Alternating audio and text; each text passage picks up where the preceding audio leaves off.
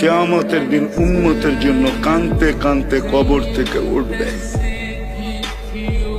আপনাদের ভিতরে দিল নাই, থাকলে আমার ভিতরেও নাই, মরা যাওয়ার কথা ছিল। আল্লাহর রসুল কবর থেকে কাঁদতে কাঁদতে উঠবে আর বলবে, আইনা উম্মতি। জিবরিল ডাইনে দেখি খালি, বামে দেখি খালি, আমার উম্মত কোথায়?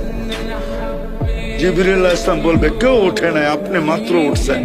কোন উম্মত ওঠে নাই, নবীও ওঠে নাই, রসুলও ওঠে নাই, আপনার উম্মত ওঠে নাই, আপনাকে উঠানো হয়েছে। চিন্তিত হয় না, যাবে মাকামে মাহমুদে বসবে না। আল্লাহ দুটেই চেয়ার বানাইছেন, একটা নিজের জন্য, একটা বন্ধুর জন্য।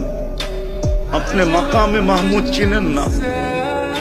উম্মত তো আজকে ইউনিয়ন পরিষদের চেয়ার পাওয়ার জন্য জান দিতে 100-র ভিতরে 90 না 99 জন প্রস্তুত। যে চান চায় যাক, কিন্তু ইউনিয়ন পরিষদের চেয়ার পাইতে হবে। ওই উম্মতের রসুল মুহাম্মদুর রাসূলুল্লাহ সাল্লাল্লাহু আলাইহি ওয়াসাল্লাম মাকামে মাহমুদ পাবেন, বসবেন না।